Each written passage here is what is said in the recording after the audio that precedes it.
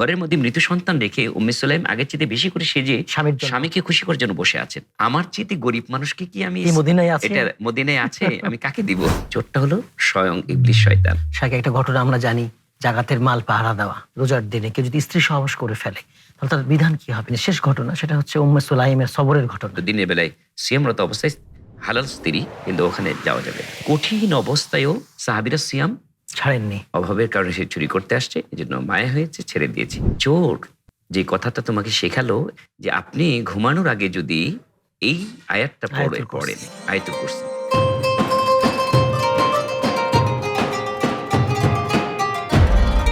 আসসালামু আলাইকুম ওয়া রাহমাতুল্লাহি ওয়া বারাকাতুহু। আলহামদুলিল্লাহি ওয়াহদা ওয়াসসালাতু ওয়াসসালামু আলা আবদিহিল মুস্তাবা আল মুস্তাফা ওয়া আলা আলিহি ওয়া সাহবিহি রাশাদা। প্রিয় দর্শক, আরই প্রেজেন্স দি ইসলামিক পডকাস্ট সিজন 2 থেকে স্বাগত জানাচ্ছি মাসুম বিল্লাহ বিন রেজা।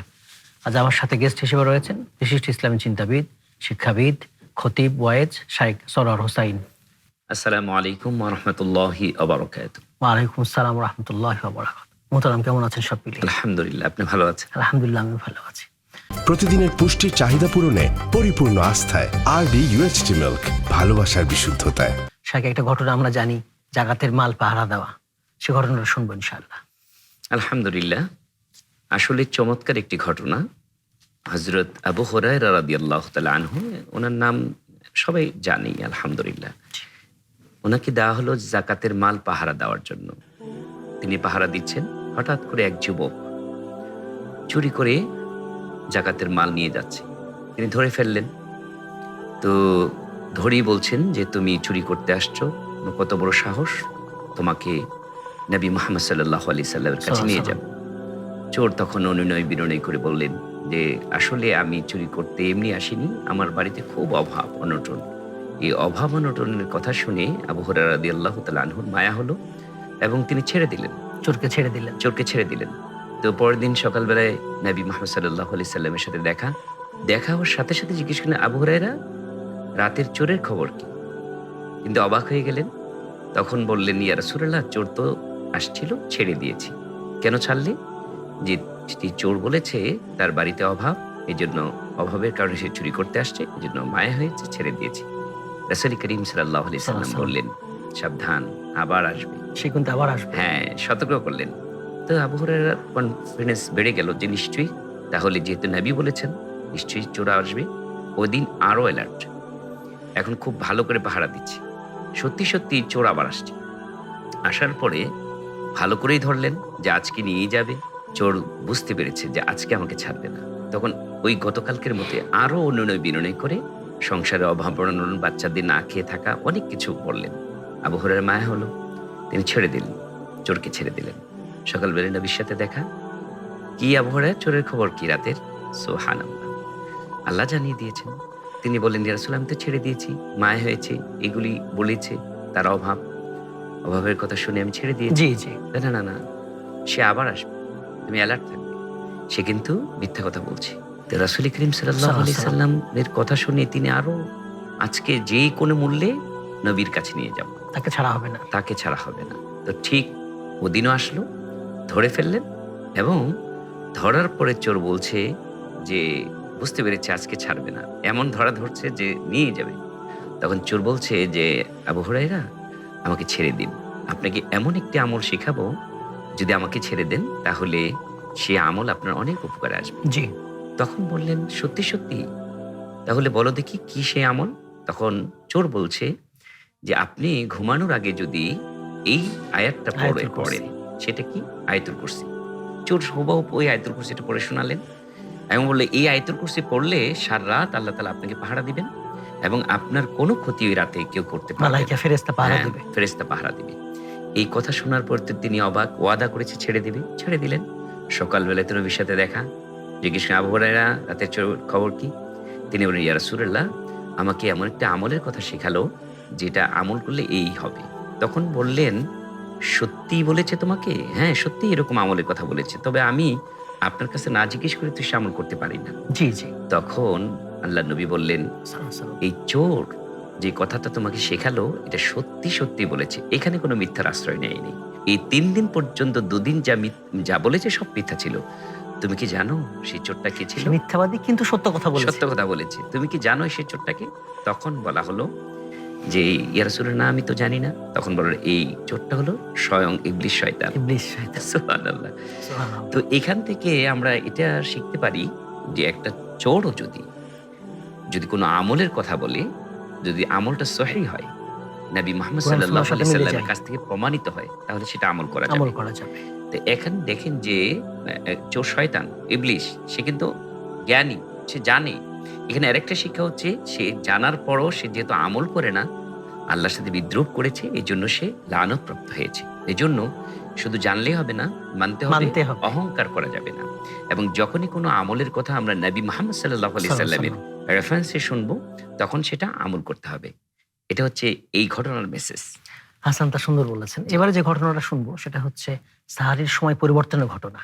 আল্লাহু আকবার। এটা তো একটা চমৎকার বিষয় যে রাসূল করিম সাল্লাল্লাহু আলাইহি সাল্লাম প্রাথমিক যুগে সাহারির খাওয়ার এবং ইফতার খাওয়ার একটা নিয়ম ছিল, যে কঠিন ছিল সেটা। কঠিন ছিল। হ্যাঁ, যখন কেউ সারাদিন সিয়াম রেখেছে, ইফতারের সময় হতো, যদি কোনো কারণে সে ঘুমিয়ে যেত বা এশারের সলাতের আগেই ঘুমিয়ে যেত, তাহলে সেই ইফতার মানে ঘুম থেকে উঠে আর সাহারি খেতে পারতো না। সুযোগ ছিল ওই না। ইফতার করেই মানে ওই সাহারি, ওই ইফতার দিয়ে তাকে সেহরি না খেয়ে পরের দিনে সিয়াম। হ্যাঁ, সিয়াম রাখতে হতো, কঠিন। তো একজন সাহাবী খুবই গরিব, তিনি সারাদিন কাজ করেছেন, ক্লান্ত শরীর, তিনি বাসায় আসছেন। যেহেতু দিনমজুর, বাসায় স্বাভাবিকভাবেই খাবার দাবার না থাকারই কথা। তিনি জিজ্ঞেস করলেন তার স্ত্রীকে। স্ত্রীকে যে, ঘরে কি কোনো খাবার আছে? তখন স্ত্রী বললেন, সত্যি সত্যি আসলে আমাদের ঘরে কোনো ইফতার করার মতো খাবার নেই। সুবহানাল্লাহ। তখন বললেন, আপনি চিন্তা করবেন না, আপনি একটু রেস্টে থাকেন, আমি আপনার জন্য অন্যের কাছ থেকে আমি চেয়ে আনবো। তবু আপনি চেষ্টা করবো কিছু চেষ্টা নিয়ে আসার করবো জন্য। আপনি নিয়ে আসেন। সুবহানাল্লাহ। স্ত্রীর স্বামীর প্রতি কত দরদ, কত মায়া, মোহাব্বত। জি জি। তো তিনি রেস্টে একটু কাত হলেন, কিন্তু ঘুমিয়ে পড়লেন। আর সারাদিন কাজ সাহারির সময় করেছেন। নেই। আল্লাহু আকবার। স্ত্রী ঠিকই খাবার নিয়ে আসলেন, এসে দেখে আফসোস করছেন যে, আহারে, আল্লাহর বিধান তাকে খেতে দিল না। মানে আল্লাহর বিধান হচ্ছে ঘুম থেকে উঠে খেতে পারবে না। এই জন্য খাবার ঠিকই আছে, কিন্তু ঘুম থেকে উঠে যেহেতু খাবার নিষেধ, তখন এই তখনকার সময়, তখন তিনি পরের দিন এই না খাওয়া অবস্থায় সিয়াম সেই থেকে গেলেন। কঠিন কাজে লেগে গেলেন। সিয়াম আবার রাখলেন, সিয়াম ভাঙে নাই। তখন এই ক্লান্ত শরীরে যখন কাজ করতে লাগলেন, অসুস্থ হয়ে অনেকটা গেলেন। সময় চলে গেল, তখন ক্ষুধার যন্ত্রণা সহ্য করতে পারেন, অসুস্থ অজ্ঞান হয়ে পড়ে গেলেন। এই খবরটা নবী মুহাম্মদ সাল্লাল্লাহু আলাইহি সাল্লামের কাছে চলে গেল। আল্লাহ নবী শুনে তো খুব আফসোস করলেন, এবং সাহাবীরাও খুব চিন্তিত, এভাবে যদি চলতে থাকে, ম্যাক্সিমাম গরিব সাহাবী, তাহলে সিয়ামটা রাখা তাদের কঠিন জন্য হয়ে কষ্টকর হয়ে যাবে। তখন আল্লাহ তাআলা কোরআনে আয়াত নাজিল করলেন, কুলু ওয়াশরাবু হাত্তা ইয়াতাবায়্যানা লাকুমুল খায়তুল আবিয়াদু মিনাল খায়তিল আসওয়াদি মিনাল ফাজর। সুবহানাল্লাহ। এই আয়াত যখন নাজিল হলো, আল্লাহ তাআলা বলছেন, তোমরা খাও, পান করো কতক্ষণ পর্যন্ত? যে সুবহে সাদেকের আগ পর্যন্ত, যখন সাদা রেখা কালো রেখার এই স্পষ্টতা পার্থক্য, যখন হ্যাঁ। পার্থক্য বুঝবে, অর্থাৎ সুবহে সাদেক এবং সুবহে কাজেব পর্যন্ত, অর্থাৎ আমরা এখন যেভাবে সাহারি সুবহে করছি। সাদেক পর্যন্ত সাহারি সময়টা পেলাম, এটা ছিল সাহারি পরিবর্তনের একটি উল্লেখযোগ্য ঘটনা। আরডি নিয়ে এলো আসল ফ্রুট পাল্প দিয়ে তৈরি আরডি ফ্রুট ড্রিঙ্কস, লিচু আর অরেঞ্জের দুটি অসাধারণ ফ্লেভার। এই ঘটনা থেকে আমরা কয়েকটা জিনিস জানতে পারি। একটা হলো যে কঠিন অবস্থায়ও সাহাবীরা সিয়াম ছাড়েননি, ত্যাগ করেননি। যুদ্ধের ময়দানে সিয়াম করেছেন। হ্যাঁ, এটা হচ্ছে একটা শিক্ষা। অনেক আমাদের দিনমজুর ভাইয়েরা আছেন, রিক্সা চালায়, অনেক পরিশ্রম করেন, তারা কিন্তু মানে এমনিতে সিয়াম রাখেন না, অহরহ সিয়াম ছেড়ে অহরহ দিচ্ছেন। সিয়াম ছেড়ে দিচ্ছেন। কিন্তু না, যদি কষ্ট করে সিয়াম রাখা হয়, তাহলে তো আল্লাহ সুবহানাহু ওয়া আপনার তাআলার সওয়াব কাছে আরো বেড়ে প্রতিদান যাবে। বেড়ে যাবে। আপনি দিনের বেলায় কিছুটা সময় কাজ করেন, কিছুটা সময় রেস্টে থাকেন, এভাবে করা যায় ইচ্ছে জি করলে। জি। তারপরও এই আল্লাহ সুবহানাহু ওয়া তাআলা সহজ করে দিয়েছেন। এরপরে আরেকটা শিক্ষা হচ্ছে, স্বামী স্ত্রীর যে মহাব্বত, মানে তাদের ভালোবাসা। ঘরে কোনো খাবার নেই, অভাবের সংসার, কিন্তু তাদের ভালোবাসার কোনো কমতি নেই। কমতি নেই। এখান থেকে আমাদের শিক্ষা হচ্ছে, যদি নেককার স্ত্রী ঘরে থাকে, যদি সবুরকারিনী স্ত্রী থাকে, স্বামীকে হেল্প করে, মানে শুধু আমার ভালো অবস্থান তখন আমার স্ত্রী আমাকে হেল্প করলো এমনটি নয়, আমার দুর্দিনেও যদি যে স্ত্রী আমাকে পাশে থাকবে। আমার পাশে থাকবে, আমাকে সান্ত্বনা দিবেন, অন্যের কাছ থেকে চেয়ে এনে স্বামীকে কিন্তু খাবার দিলেন।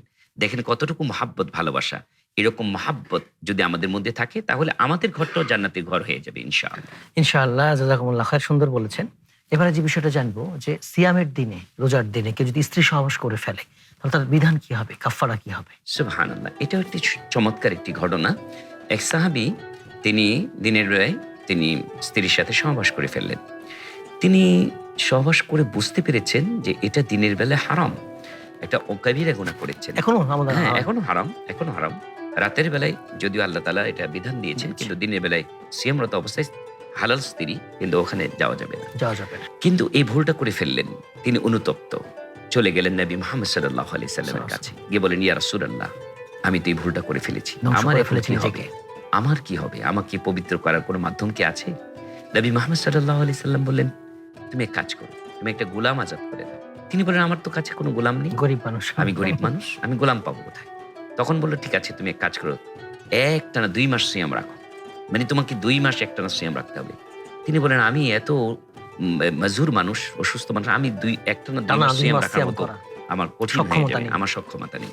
আচ্ছা, তাহলে এক কাজ করো, তুমি 60 জন মিসকিনকে তুমি খানা খাইয়ে দাও, খাবার দিয়ে দাও। ইয়া রাসূলুল্লাহ, আমার এই সামর্থ্য কোথায়? আমি এতগুলি লোককে আমি খানা খাওয়াতে পারবো না। তখন বললেন, ঠিক আছে, তুমি বসো। কিছুক্ষণের মধ্যে একটি ঝুড়ি ভর্তি খেজুর চলে আসলো, হাদিয়া। তখন রাসূল করিম সাল্লাল্লাহু আলাইহি সাল্লাম বললেন যে, তুমি এক কাজ করো, তুমি যখন কিছুই পারছো না, তখন এই দানটা, মানে এই খেজুরটা তুমি দান করে দাও, মানুষকে দিয়ে দাও, গরিবদেরকে দিয়ে দাও, একটা সদকা হয়ে যাক তোমার সেই কাফারা হিসাবে। তখন সেই সাহাবী বললেন, ইয়া রাসূলুল্লাহ, আমার চেয়ে গরিব মানুষকে কি আমি মদিনায় আছে, আমি কাকে দিব? তখন রাসূল করিম সাল্লাল্লাহু আলাইহি সাল্লাম হেসে দিলেন এবং বললেন, ঠিক আছে, তাহলে তুমি নিয়ে যাও, তোমার পরিবারকে খাওয়াও। সুবহানাল্লাহ। এখানে দেখেন যে একটা বিষয়, যে আমরা 3টা বিষয় জানলাম। জি, একটা হচ্ছে, কেউ যদি দিনের বেলায় সিয়াম রত অবস্থায় স্ত্রী সহবাস করেই ফেলে, তাহলে তার কাফারা হচ্ছে 3টা। গোলাম আজাদ করা এখন তো আমাদের সেই গোলাম পদ্ধতি নেই, তাকে কি করতে হবে? একটানা 2 মাস সিয়াম রাখতে হবে, মাঝখানে ভেঙে ফেললে আবার নতুন করে শুরু করতে হবে। জি, কাউন্টার এইভাবে হবে। জি, তারপরে যদি এটা যদি সম্ভব না হয়, তাহলে 60 জন মিসকিনকে তাকে একবেলা খাবার দিয়ে দিতে হবে। এই কাজটা করতে হবে যদি দিনের বেলা সিয়াম কেউ যদি স্ত্রী সহবাস করে ফেলে। আরেকটা বিধান চিন্তা করা যায় যে রাসূল করিম সাল্লাল্লাহু আলাইহি সাল্লাম গরিবদের প্রতি কতটা সহনশীল ছিলেন, ইসলাম কতটা সহনশীল, যে অপারগ তার উপর চাপিয়ে দেওয়া হয়নি, তাকে বাইরে চাপিয়ে দেওয়া হয়নি, মানে সাধ্যের মধ্যেই ইসলামী বিধানগুলি, লগুলি, আইনগুলি, শরিয়াগুলি মানুষের সাধ্যের মধ্যে যাতে করতে পারে সেইভাবে ব্যবস্থা করেছেন। সুবহানাল্লাহ। এজন্য আমাদের ইসলামের প্রত্যেকটি বিধান সহজ করে উপস্থাপন করাটা আমরা যারা দায়ী আছি তাদেরও উচিত। কঠিন করাটা নবী মুহাম্মদ সাল্লাল্লাহু আলাইহি সাল্লামকে নিষেধ করা হয়েছে, আপনি কঠিন করবেন, সহজ করে দেন। আর আমার নবী সবকিছু সহজভাবে বলতেন, সহজ করে দিতেন। হাসান শাইখ সুন্দর বলেছেন। এবারে যে ঘটনা শুনবো, আজকের দিনের শেষ ঘটনা, সেটা হচ্ছে উম্মে সুলাইমের সবরের ঘটনা। আল্লাহু আকবার। এটা তো বুখারী মুসলিমের যে রাওয়ায়াত, এখানে আমি যখন এই কিতাবগুলির মধ্যে এগুলি মাঝে মধ্যে যখন নিজের চোখে পড়ি, তখন মনের অজান্তে প্রশ্ন জাগে, সত্যি সত্যি কি এমন সবুরকারিণী, ধৈর্যশীলা নারী কি পৃথিবীতে ছিল? এরকম প্রশ্ন জাগে। সেটা কি ছিল? উম্মে সুলাইম একজন মহিলা, একজন সাহাবী মহিলা। তিনি জান্নাতের সুসংবাদ প্রাপ্তা মহিলা ছিলেন। তিনি, তার একটি ছোট্ট ছেলে অসুস্থ হয়ে গেলেন। স্বামী হচ্ছেন আবু তালহা। তিনি অসুস্থ সন্তানকে রেখে সফরে চলে গেলেন। তো মা হিসাবে সন্তান অসুস্থ, তিনি খুবই চিন্তিত। যখন সন্ধ্যা ঘনিয়ে এলো, তখন দেখতে পেলেন তার চোখের সামনে তার সন্তান চলে গেছেন, মানে মৃত্যুবরণ করেছেন। তিনি সবর করলেন, কোনো আত্মচিৎকার দিলেন না, এমন সবর করলেন যে প্রতিবেশী কেউ জানলেন না যে তার ঘরে সন্তান মরে পড়ে আছে। সুবহানাল্লাহ। তিনি এই সন্তানকে চাদর দিয়ে ঢেকে দিয়ে প্রতিবেশী বাড়িতে চলে গেলেন, গিয়ে বললেন যে তোমাদেরকে একটা খবর দিতে আসছি। একটি খবর হচ্ছে এই, কিছুক্ষণ আগে আমার সন্তান আল্লাহ তাআলা আমানত আল্লাহ তাআলা নিয়ে গেছেন। তো তোমাদের কাছে আরেকটা বিষয় অনুরোধ করে যাই যে আমার স্বামী কিন্তু এখনো বাড়ি ফিরে নাই, আর তোমাদের ঘরের সামনে দিয়ে আমার ঘরে ঢুকবে, আমার আগে তোমার এই দুঃসংবাদটা আমার স্বামীকে দিও না। দিলে কি হবে? দিলে আমার স্বামী বিচলিত হয়ে যাবে। আমি স্ত্রী হিসেবে তাকে যে খেদমত করা দরকার, তার যে ক্লান্তি দূর করার আমার দরকার ছিল, এটা থেকে আমি বঞ্চিত হব। সুবহানাল্লাহ। তাই করলেন, কেউ কথা বললেন না, সবাই চুপ। তিনি বাসায় চলে আসলেন, ঘরে চলে আসলেন স্বামীর অপেক্ষায়। রাতের বেলায় স্বামী ঘরে ফিরলেন। ঘরে ফেরার পরে আশ্চর্যের বিষয়, আমি অবাক হয়ে যাই, এভাবে আসছে তিনি আগের চেয়ে বেশি করে সাজলেন। সুবহানাল্লাহ। ঘরের মধ্যে মৃত সন্তান রেখে উম্মে সুলাইম আগের চেয়ে বেশি করে সেজে স্বামীকে খুশি করার জন্য বসে আছেন। স্বামী বেচারা দেখে তো খুশি, যে মনে হয় না ঘরের মধ্যে এত বড় দুর্ঘটনা পড়ে আছে যে নিজের সন্তান মরে গেছে। তিনি তারপর জিজ্ঞেস করলেন, কি ব্যাপার, আমাদের সন্তান কোথায়, ও কি করছে? তখন বললেন, ও স্বামী আগের চেয়ে অনেক ভালো আছে, এখনো বুঝতে দেয় না। মানে আগে তো অসুস্থ কৌশল ছিল, অবলম্বন করলেন। অসুস্থ ছিল, কৌশল অবলম্বন করতে, এটাকে ইসলামী পরিভাষায় তাউরিয়া বলে, জায়েজ আছে এটা। সত্যটাকে ঘুরিয়ে বলা। এখন আল্লাহর জান্নাতে ঘুমিয়ে আছে, তাই দেখলেন চাদর মুড়ি দিয়ে ঘুমিয়ে আছে, বাচ্চা সই তো আছে। প্রতিদিনের পুষ্টির চাহিদা পূরণে পরিপূর্ণ আস্থায় আরডি ইউএইচটি মিল্ক, ভালোবাসার বিশুদ্ধতায়। তিনি এমন পজিশনে চলে গেলেন, তার রূপ লাবণ্য দেখে স্ত্রীর প্রতি আকৃষ্ট হয়ে গেলেন এবং তারা মিলন করে পর্যন্ত পেলেন। জি। মিলনের পরে তিনি গোসল করলেন। তখন স্ত্রী ডেকে বলছেন, স্বামী আপনাকে একটা প্রশ্ন করি, আপনি জবাব দিন। কি প্রশ্ন? যে কেউ যদি আমাদের কাছে কোনো জিনিস আমানত রাখে, ওইটা যদি আমাদের কাছে খুব প্রিয় হয়ে যায়, আর কিছুদিন পরে যদি যার আমানত সে ফেরত নিতে আসে, সেখানে কি করবেন? আমরা কি রেখে দিব, না তাকে হাসিমুখে ফেরত দিব? সুবহানাল্লাহ। স্বামীকে কিভাবে দুঃসংবাদটা দিচ্ছে, মায়েদের এখান থেকে শেখা কত দরকার, সহজ করে। কত সহজ করে। তখন স্বামী বললেন, অবশ্যই। কি বলো? কেউ যদি আমানত রাখে, তার জিনিস সে যদি নিতে আসে, তাকে দিয়ে দিতে হবে। আহলিহা। হ্যাঁ, এটা মন খারাপ করার কিছু নেই। তখন বলছেন, আপনি ওই ব্যাপারে সবর করুন যে আমাদের ঘরে যে সন্তান আল্লাহ তাআলা আমানত রেখেছিলেন, তার আমানত আল্লাহ তাআলা আপনি বাড়ি আসার আগে তিনি নিয়ে গেছেন, আপনি সবর করুন। তখন স্বামী খুব বিচলিত হয়ে গেলেন এবং বলতে লাগলেন, তুমি আগে বলোনি কেন? যদি আমি আগে জানতে পারতাম আমাদের ঘরে মৃত সন্তান পড়ে আছে, তাহলে তোমার সাথে আমি সহবাস করতাম না, তোমার এতটুকু খেদমত আমি নিতাম না। তখন পরের দিন সকালবেলায় নবী মুহাম্মদ সাল্লাল্লাহু আলাইহি সাল্লামের কাছে চলে গেছেন, বললেন, ইয়া রাসূলুল্লাহ, আপনার ফুফু আম্মা উম্মে সুলাইম আমার সাথে এই আচরণ করেছে এবং আমি বুঝতে পারিনি, আমি সহবাস করে ফেলেছি। ইয়া রাসূলুল্লাহ, আমার কি হবে? তখন নবী মুহাম্মদ সাল্লাল্লাহু আলাইহি সাল্লাম বললেন, আমি দোয়া করি তোমাদের এই মিলনের মধ্যে আল্লাহ বারকা দান করুক, এবং এই সন্তান দান দোয়ার করুন। মধ্যে এত বারকা হলো, পরের বছর তাদের ঘরে একটি সন্তান হলো। নবী মুহাম্মদ সাল্লাল্লাহু আলাইহি সাল্লামের কাছে এই সন্তান নিয়ে আসলেন, আর নবী মুহাম্মদ সাল্লাল্লাহু আলাইহি সাল্লাম মুখের মধ্যে খেজুরের লালা দিয়ে তাকে তাহানি বরণ করে করে দিলেন। নিলেন, তাহানি করলেন এবং নাম রেখে দিলেন আব্দুল্লাহ। সুবহানাল্লাহ। এই যে একটি সবরের দৃষ্টান্ত, এটা আমাদের জন্য পরাকাষ্ঠা। শিক্ষা হচ্ছে স্বামী স্ত্রী মিলনের মধ্যে যে একটা বারাকা আছে, এটা যেন আল্লাহ রাসূল সাল্লাল্লাহু আলাইহি সাল্লাম বিপদের মুহূর্ত যেন সবর করে, যে সমস্ত ফ্যামিলি তাদের স্বামীর জন্য সেবার জন্য নিজেকে উৎসর্গ করে দেয়, তার দুঃখ বেদনাকে স্বামীর সাথে এভাবে শেয়ার করে যে বিচলিত না, স্বাভাবিকভাবে, এবং স্বামীকে হেল্প করে সবর করার বিষয়ে, এটা হচ্ছে আমাদের জন্য শিক্ষা। আমরা যত বড় বিপদই হোক বিচলিত হব না, কারণ আল্লাহ সবর তাআলা বলছেন, করব। ইন্নাল্লাহা মা'আস সাবিরিন, আমি তোমাদের সাথে সবরের মধ্যে। আজকেই রমজান মাস, সিয়ামের মাস, এটা কি শিক্ষা দেয়? আমাদের সবরের শিক্ষা সবরের দেয়। শিক্ষা। একদম ক্ষুধার্ত অবস্থায়, ইফতারের আগ মুহূর্তে আমরা বসে আছি, ক্ষুধার্ত অবস্থায় আমরা আল্লাহ তাআলা দেয়ার নিয়ামত আমরা ভোগ করছি না, খাচ্ছি না, কষ্ট হচ্ছে, কিন্তু সবরের কারণে এটা সয়ে নিচ্ছি। এই যে সয়ে নেওয়ার যে একটা প্রশিক্ষণ, এটা সিয়াম দেয়। হাসান শেখ সুন্দর বলেছেন। আপনাকে অনেক ধন্যবাদ, আমাদের মূল্যবান সময় দিয়েছেন, সুন্দর ঘটনাগুলো বলেছেন। জাযাকুমুল্লাহ খাইর। আপনাকেও ধন্যবাদ। জাযাকাল্লাহ, হায়াকাল্লাহ। দর্শক, আপনারা তখন দেখছিলেন আরডি প্রেজেন্স দি ইসলাম পডকাস্ট সিজন 2। আজ আমরা অনেকগুলো শিক্ষা পেয়েছি, সবরের শিক্ষা পেয়েছি, সিয়াম থেকে সবরের শিক্ষা পাই, এছাড়াও আয়াতুল কুরসির শিক্ষা পেয়েছি। রাতে আমরা তেলাওয়াত করে ঘুমালে আমাদের কেউ ক্ষতি করতে পারবে না, আল্লাহ তাআলা আমাদের সেভ করে মালাইকার মাধ্যমে। আসুন আমরা শিক্ষাগুলো কাজে লাগাবো। আমিন। আসসালামু আলাইকুম ওয়া রাহমাতুল্লাহি ওয়া বারাকাতুহু।